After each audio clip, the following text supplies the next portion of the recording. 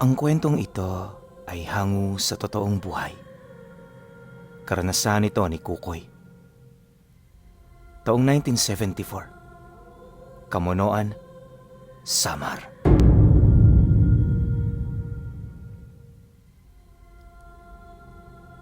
Masyado pang liblib noon ang Kamunoan at marami sa mga taga roon naninirahan pa sa mga bundok kasama ang kanilang pamilya.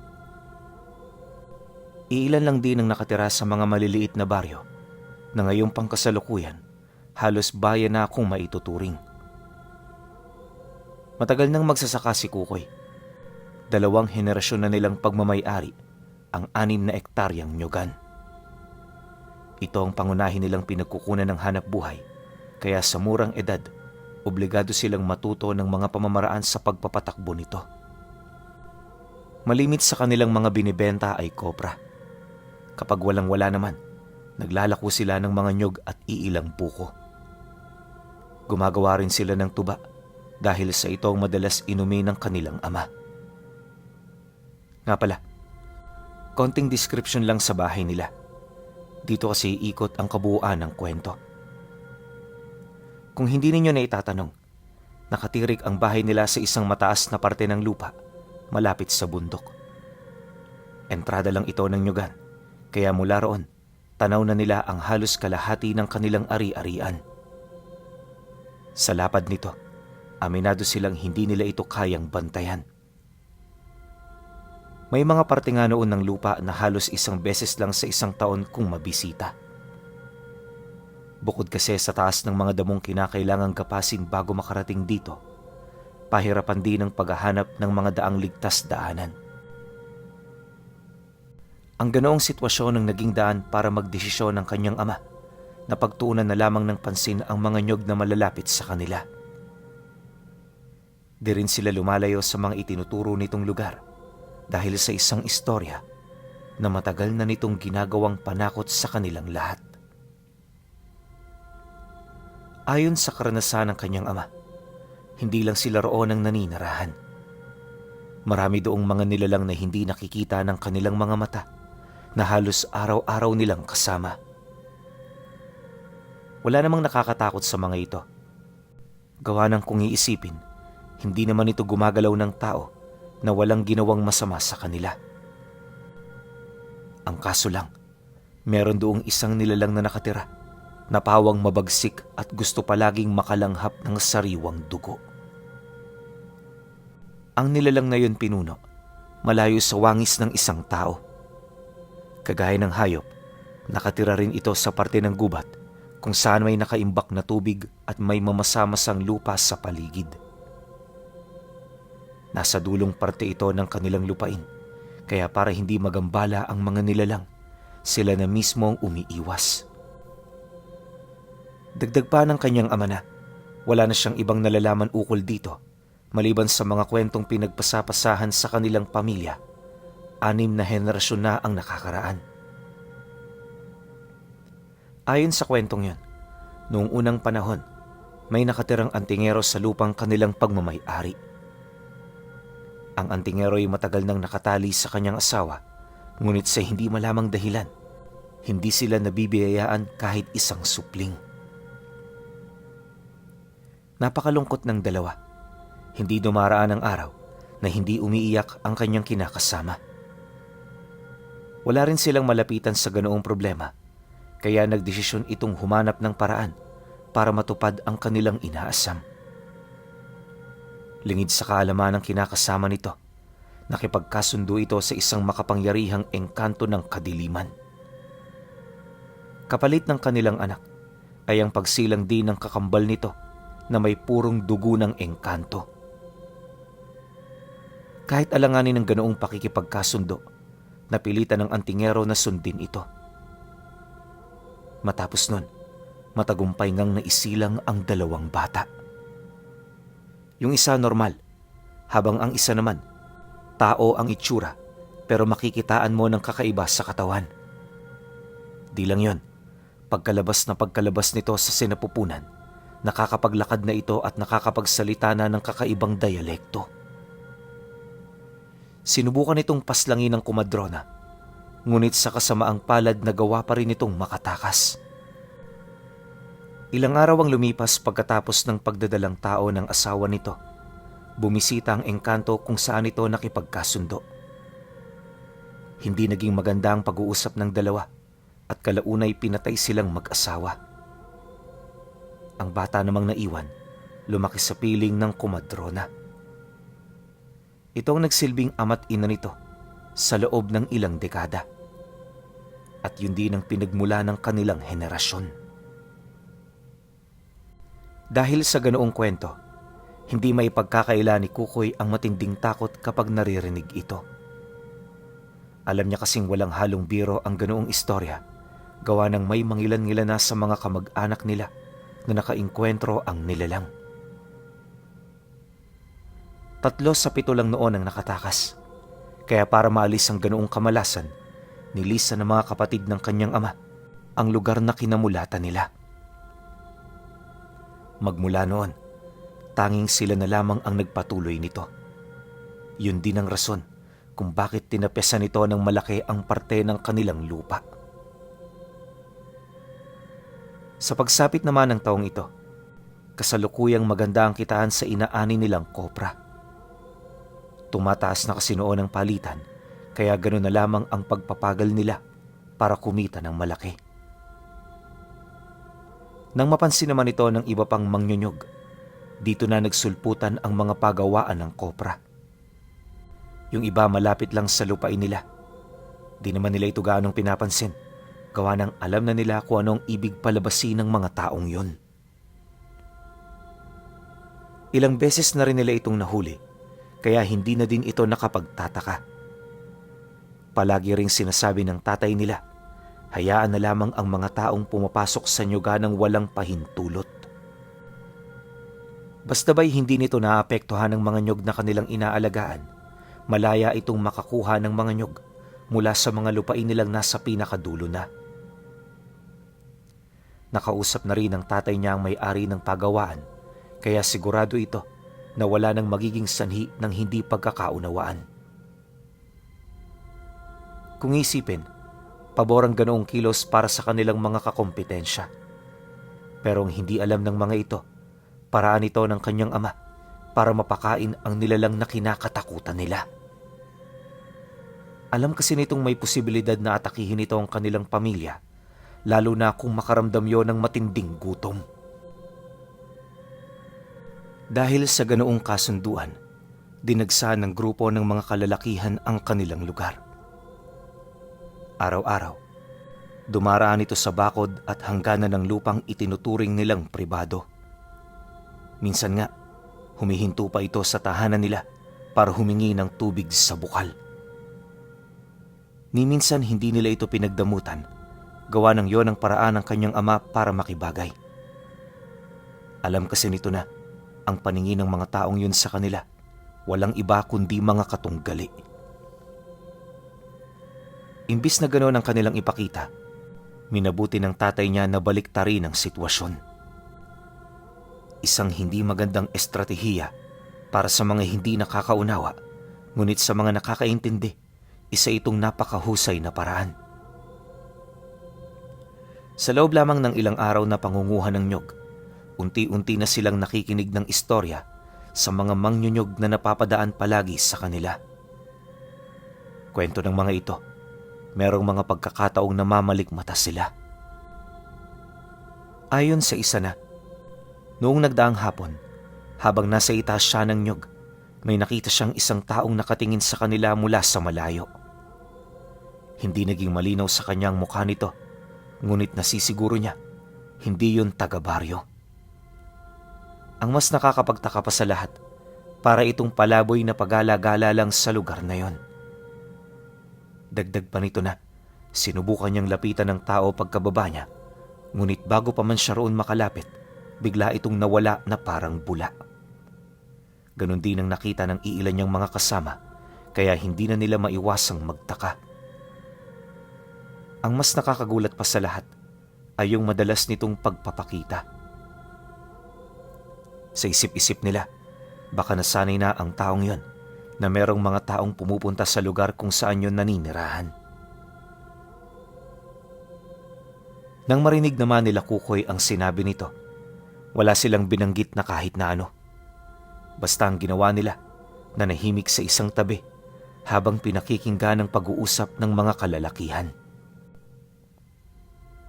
2 araw pa ang lumipas. Magbabandang 3:00 pa lamang ng hapon, nakakita sila ng mga taong tumatakbo patungo sa kanilang bahay. Galing ang mga ito sa nyugan at base sa mukha ng mga ito, parang may nangyari roong hindi kaaya-aya.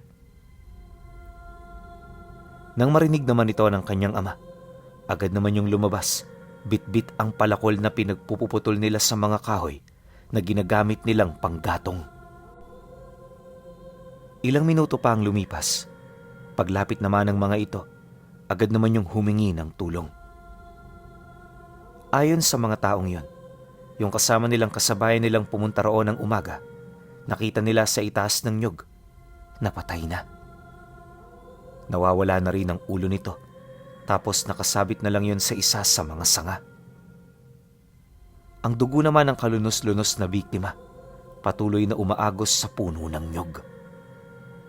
Dagdag pa ng mga ito na, wala naman sila roong nakitang kakaiba, maliban na lamang sa bakas ng mga palad na nagkalat sa may bandang ugat. Sino man ang nagmamay-ari nito, alam nilang yon ang may gawa sa pagkamatay ng kasama nila. Nang marinig naman yon ng ama ni Kukoy, dali-dali naman itong nag-abiso sa kanila na sumama. Ginawa nila yon upang hindi sila mapaghinalaan ng mga ito. Tanging siya lang din at ang kapatid niyang sumunod sa kanyang naisama, kaya silang dalawa lang ang nakakita sa aktwal na nangyari. Sa pagdating naman nila sa lugar, agad naman nilang nakita ang karumal-dumal na sinapit ng biktima. Bagaman nasa itaas pa ito ng puno, masasabi mo talagang sinubukan pa nitong makawala mula sa kamay ng pumatay sa kanya. Hindi nagtagal, dito na nagtulong-tulong ang mga taong naroon.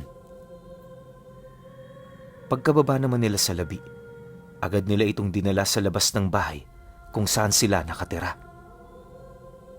Bago rin nila ito ibaba ng lugar, binalutan muna nila ito ng kapiranggot na tela at iilang dahon ng saging. Pagkatapos, pinagtulungan na nila itong dalhin patungo sa pinakamalapit na baryo.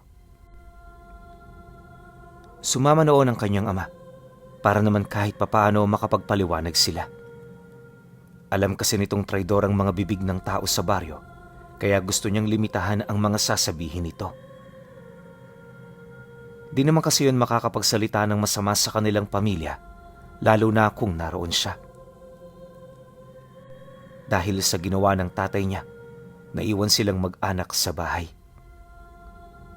Kinagabihan, dahil sa wala silang kasama, maaga pa silang naghapunan. Di pa man din lumulubog ang araw, sarado na ang lahat ng pinto at bintana.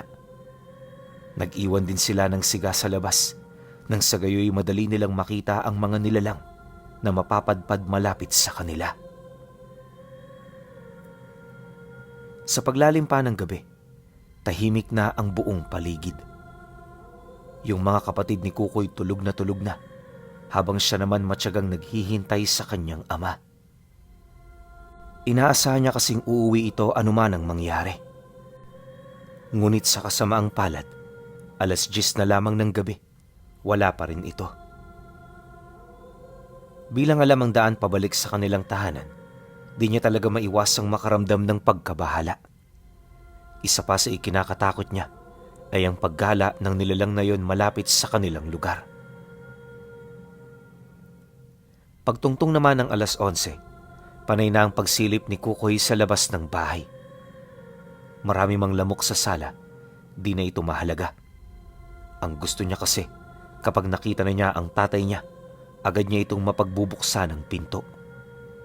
Mahirap na, baka manatili ito ng matagal sa labas ng bahay, tapos matunugan ito ng nilalang. Sa totoo lang pinuno, maliban sa ganong sitwasyon, wala na siyang iniisip na iba.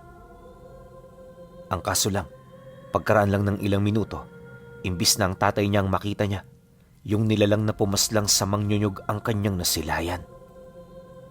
Sa kauna-unahang pagkakataon, nasaksihan ng kanyang dalawang mata ang nakakapangilabot nitong anyo.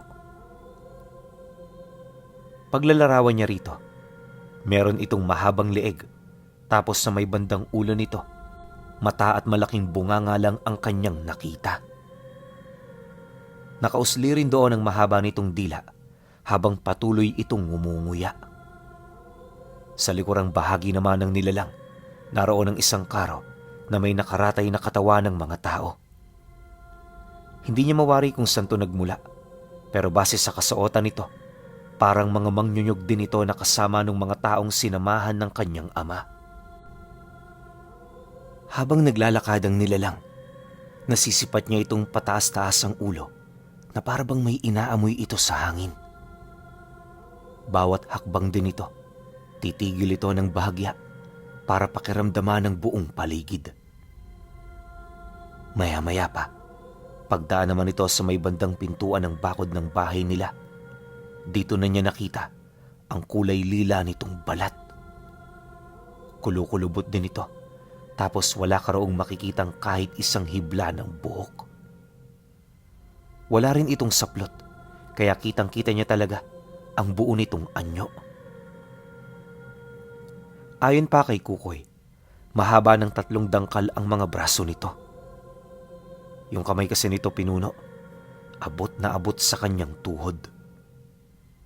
Parang walang gana rin ito kung maglakad, subalit ramdam niya ang itinatago nitong lakas at liksi. Dagdag pa niya na, bago ito maglahos sa kanyang paningin, narinig niya itong humuni na parang ibon. Matapos nun, naglaho na lamang ang presensya nito na parang bula. Kinabukasan, pagsapit ng 4:00 ng madaling araw, tsaka pa lamang nakabalik ang kanyang ama.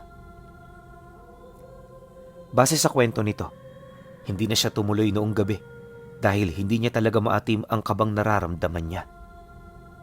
Pagtatapat pa ng kanyang ama, di biro ang daan patungo sa kanilang tahanan, kaya kahit tagaroon sila, mas mainam na respetuhin nila ang mga nilalang na lumalabas tuwing sumasapit ang paghahari ng dilim. Nang marinig naman ni Kukoy ang tungkol dito, napabuntong hininga lang naman siya habang nagpapasalamat. Dumaan pa ang mga araw dahil sa insidente, wala na munang nangunguha sa kanila ng nyug. Habang tahimik pa ang paligid, araw-araw naman silang naging abala sa pag-aani. Ang nasa isip kasi nila noon, mas magandang masulit na nila ang ganoong pagkakataon para makalamang sila sa lulutuin nilang kopra. Ang ganoong pag-iisip ng tatay niya ang mas nag-udyok sa kanila na mas lalo pang magsipag sa pag-aani. Kinakailangan kasi nilang gawin ito alang-alang sa perang inaasam nila. Siyempre, kahit taga-bundok sila Kukoy, sa baryo pa rin naman sila kumukuha ng kanilang mga pangangailangan. Mas madali kasi ito kaysa sila pa ang gumawa ng lahat ng bagay na kulang sa kanilang tahanan. Alam din nilang hindi yun posible, lalo pat ang paggawa nga lang ng asin, pahirapan pa para sa kanila. Sa loob ng 3 araw, nagpatuloy ang ganoong gawain. Ayon kay Kukoy na, habang abala sila noon sa pag-akyat ng nyog, may mga puntong nakakakita siya ng taong parabang nagmamasid sa kanila. Kapag nagpapang-abot silang dalawa ng tingin, bigla na lamang itong magtatago hanggang sa tuluyan na itong mawala.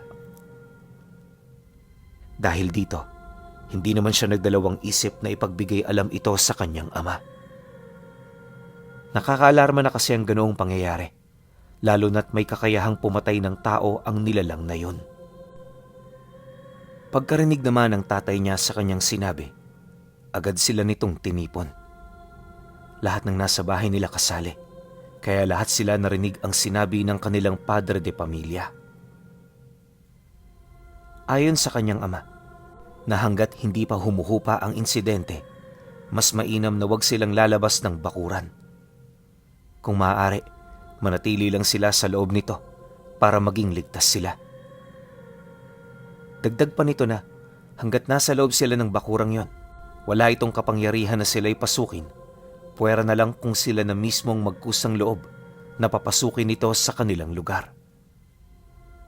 Nabanggit din ng tatay niya na nasa ilalim ng proteksyon ng bahay nila ng lolo nilang nakipag-ugnayan sa mataas na uri ng engkanto na gumawa rito.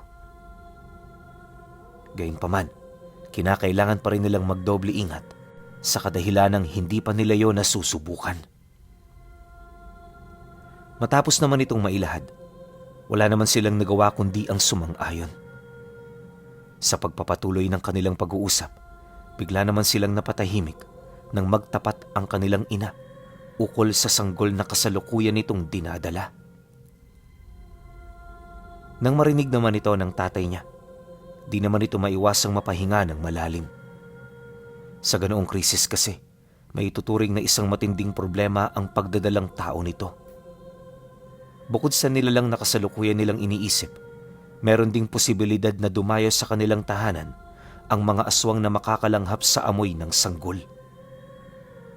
Hindi ito magiging maganda ayon sa tatay niya dahil kapag nangyari ang bagay na yan, dalawa na ang problemang kinakailangan nilang kaharapin. Ang mas nakakaalarma pa sa lahat, wala silang alam na pantaboy sa mga ito, maliban na lamang sa mga pangontrang napalimusan nila sa mga antingero. Dahil sa pangyayaring yon, agad namang nagdesisyon ng tatay niya na lumapit sa manggagamot. Isang buong araw niya itong nilakad, ngunit pagdating niya sa bahay nito, nadatnan niya ang matanda na nakaratay din sa higaan. Ayon sa mga kasama nito sa buhay, hindi na ito nanggagamot. Kung gusto niyang humingi ng tulong, pumunta siya sa karatig baryo. Ang layo nun, kaya ang ginawa ng tatay niya, bumalik ito nang walang kahit na anong dala. 3 linggo ang lumipas, nagpatuloy ang kalbaryo ng kanilang pamilya. Sa sobrang abala nila, hindi na nila napapansin ang pagdagdag sa mga kopra. Wala naman itong problema ayon kay Kukoy. Gawa ng hindi naman doon bumibisita yung mga nangunguha ng nyog sa baryo, kaya kung iisipin, wala pa rin naman silang kakompetensya. Dahil dito, itinoon nila ang kanilang atensyon sa kung papaano magagawa ng pangontra ang kanilang ina. Sila lang ang nag-imbento nito at ang ginamit nilang gabay para makabuo ng pangontra laban sa aswang ay yung mga kwentong madalas nilang naririnig sa baryo. Ang problema lang, sa kakagawa nila nito, hindi nila napansin na malapit na palang dumating ang araw kung saan babalik ang mga nangunguha ng nyog sa kanilang lupa. Hindi naglaon, nagulat na lamang sila nang masipat nila ang grupo ng mga kalalakihan na bumaba ng bundok, pasan-pasan ang mga sako ng nyog. Yung iba sa mga ito, dumaan pa sa kanila para makahingi ng maiinom. Hinayaan lang naman ito ni Kukoy, gawa ng kakilala naman nila ang mga taong yon. 2 araw pa ang lumipas, may napansin silang kakaiba sa grupo. Sa kakamasid niya, napagtanto niyang 5 sa mga ito ang medyo bago sa paningin niya. Marahil ay kinuha ito ng nagmamay-ari ng pagawaan ng kopra para mas mapabilis ang kanilang pag-aani. Nang mapagtanto naman niya ang tungkol dito, agad naman niya itong ipinagbigay alam sa tatay niyang abalang-abala sa pagluluto ng kopra. Nang marinig naman ito ang kanyang sinabi, dali-dali naman itong pumunta sa lugar kung saan iniimbak ang sako-sakong mga nyog. Pagharap naman ito sa namumuno sa operasyon, nagkausap sila ng bahagya ukol sa plano nito. Akala ng tatay niya susunod ito sa napag-usapan nila, pero may mga nabanggit itong bagay na hindi nito ikinatuwa. Base kasi sa salaysay ng taong yon, kapag natapos na sila sa pangunguha ng nyog sa dulo, madaraanan din nila ang iilang nyog na hindi pa naaani ng kanilang pamilya. Kinakailangan nila itong gawin para makumpleto ang kota nila. Dagdag pa nito na, alam nitong ikakasamayo ng kanilang loob, ngunit sa mga sandaling yon, wala silang magagawa kung hindi sila kikilos. Isang solusyon lang dyan kung ayaw nyo sa aming ipaani ang mga natitirang nyog. Kapasin nyo ng maaga para wala kaming maabutan. Simple lang, di ba?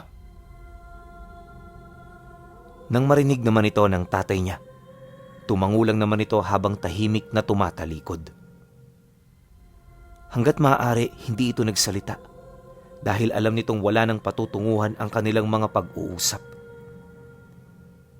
Pagbalik naman nila sa kanilang bahay, dito na nagsimulang magtanong si Kukoy.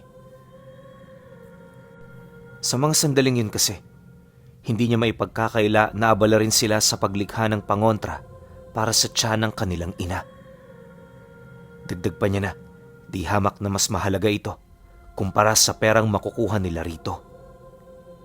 Ngunit nang marinig naman ito ng tatay niya, bigla naman itong napamura sabay sagot sa kanya ng, "Yang dalawang yan ang mahalaga. Isipin mo, anak, anong gagamitin natin para sa pangangailangan ng kapatid mo kung kapos tayo sa pera? Ganito na lang. Magtulungan tayo. Kung kaya niyong ipagsabay ang mga ginagawa ninyo, gawin niyo. Ilang araw lang naman yung sakripisyo eh." Nang marinig naman ni Kukoy ang sinabi nito, hindi naman siya nakatutol. Nga pala Pinuno, para magka-ideya kayo sa ginagawa nila noon, naglalagay sila ng iba't ibang dahon sa pawid nilang bubong. Isinisingit nila ang mga dahon ng badyang at talong sa pagitan ng mga nipa at kugon upang hindi ito basta-bastang malaglag at mabasa. Naniniwala kasi sila na kapag merong ganun sa bubong ng bahay, hindi roon basta-bastang makakalapag ang mga aswang. Wala man itong kasiguraduhan. Mas mainam na sumunod sa mga kwentong narinig nila mula sa mga matatanda. Makalipas pa ang ilang minuto, alinsunod sa sinabi ng tatay niya, agad naman niyang inabisuhan ng kanyang mga kapatid ukol dito. Yung iba medyo umaangal pa, ngunit sa bandang huli, wala na rin naman silang nagawa. Ilang araw pa ang lumipas, halos abutan ng takip silim silang magkakapatid sa itaas ng puno. Habang abala naman sila sa ganoong trabaho, wala namang patid ang pagpabalik-balik ng mga kalalakihan, bitbit ang mga sako na nilalagyan nito ng mga nyog. Sa mga araw ding yon, nakapagtatakang hindi na nagpaparamdam pa ang nilalang na minsang pumatay sa kasamahan ng mga ito. Medyo nakakapagtaka yon, kaya naisip talaga nila na baka merong mali. Ilang araw din silang naghanap ng rason, hanggang sa dito na nila nalaman ang tungkol sa madilim na sikreto nung 5 lalaki na bago lang sa grupo. Ayon kay Kukoy, na nung una niyang makita ang mga ito, nagkaroon na talaga siya ng masamang kutob. Habang tumatagal ding nakikita niya ang mga taong yon, may mga napapansin na siyang kakaiba, kagaya ng namamalikmata siya na wala itong mga ulo. Bumabaliktad ang kanyang pakiramdam kapag nagpapang-abot sila ng tingin, at kung ano-ano pang bagay na hindi normal para sa isang tao. Nabanggit naman niya ito sa tatay niya, ngunit maging ito man, wala ring paliwanag ukol dito. Pagpatak naman ng Biyernes, dahil sa dami ng trabaho, hapon na sila nakatapos. Yung mga kumukuha naman ng nyog, patuloy pa rin sa pagkuha mula sa dulong parte ng nyugan. Akala nila tatapusin na ng mga ito ang trabaho ng 5:00, pero pasado 6:00 na noon, dere-derecho pa rin sila. Pakiramdam nga niya, wala na itong kinakatakutan sa kanilang lugar. Pagsapit naman ng 7:00 ng gabi, muling tumahimik ang paligid. Yung mga taong naroon, bigla ring nawala. Animoy nagsiuwian na ang mga ito nang hindi nila nalalaman. Ngunit pagpasok ng tatay nila sa loob, dito nila napag-alaman ang tungkol sa 5 kataong nagmamasid, ilang metro ang layo mula sa bahay nila. Nanlilisik ang mapupula nitong mga mata, at kahit wala pa itong ginagawa, ramdam nila ang matinding panganib na nagmumula sa mga ito. Malakas din ang kutob ng tatay niya na maaaring humahanap lang ito ng pagkakataon para salakayin ang kanilang tahanan. Dahil sa ganoong problema, napilitan naman sila Kukoy na kumuha ng armas. Maigi na rin nilang pinagmasdan ang ginagawa ng mga ito sa labas, hanggang sa dito na nga nila nasilayan ang dahan-dahan itong pagpapalit ng anyo. Sa isang iglap, nakita nila ang mga ito na bigla na lamang tinubuan ng malalapad na mga pakpak. Dali-dali rin yung lumipad sa kalangitan na sinabayan naman ng mga atungal ng kanilang mga alagang aso. Sa pagkawala naman ng mga ito, nagdulot ito ng matinding takot para sa kanilang pamilya. Si Kukoy noon pinuno, nawala na ng lakas, na hawakan pa ang kanyang sandata. Kahit sino naman siguro manghihina talaga kapag nakasilay ng ganoong mga nilalang. Dumaan pa ang ilang minuto, muling lumapag ang 5 aswang, ngunit sa pagkakataong yon nasa loob na ito ng kanilang bakuran. Maya't maya rin ang pag-angil ng mga ito bago nito pinagpapapatay ang mga alaga nilang aso at manok. Matapos naman itong gawin ng 5, dito na ito nagsimulang umikot sa bahay nila. Matyaga itong naghahanap ng butas na pwede naman nilang mapasukan. Paulit-ulit din sila nitong sinisindak sa pamamagitan ng pagkarit ng matatalas nitong kuko sa dingding ng bahay. Hindi nagtagal, nang akmang papasok na ang mga ito, laking gulat na lamang nila nang bigla itong magsipulasan. Akala ni Kukoy kung ano nangyari, kaya na may dali-dali niyang tiningnan yung inilaga ng mga ito. Hanggang sa dito na nga niya nakita yung nilalang na pumatay sa mangnyunyog. Hawak-hawak nito ng mahigpit ang leeg ng isang aswang na pilit namang nagpupumiglas. Subalit kahit anong gawin nito, hindi nito nagawang mapangibabawan ang lakas ng nilalang na yun. Ilang minuto pa ang lumipas, dito pa mas lalong nagkagulo. Yung 4 na aswang na natitira, sinubukang paslangin yung pumatay sa kasama nila. Dahil dito, agad naman yung nilabanan ng nilalang hanggang sa mapaslang na rin ito ang isa pa. Sa loob lang din ng 10 minuto, yung 5 aswang na dumayo, kinain ito ng buo. Subalit bago ito gawin ng nilalang, ikinalat nito sa kanilang bakuran ang dugo nitong napakalansa. Literal na lasog-lasog ang katawan ng mga ito bago niya ito kinain ng buo. Pagkatapos naman ng ganoong pangyayari, umalis na ito na para bang wala na itong pakay sa lugar. Nang masipat naman nila Kukoy ang pag-alis ng nilalang, halos hindi naman sila makapaniwala sa mga bagay na kanilang nakita.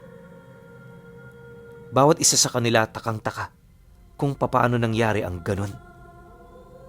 Hindi nila mawari pero pakiramdam nila, pinoprotektahan sila ng nilalang laban sa mga aswang.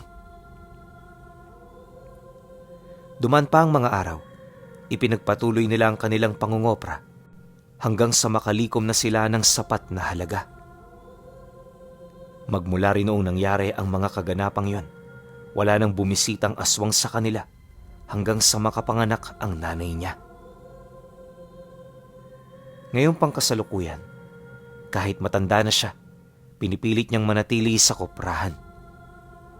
Kagaya ng namayapa niyang ama, ipinasa niya rin sa kanyang mga anak ang tungkol sa kwento ng bantay na mabangis na nilalang na nasa karimlan ng nyugan.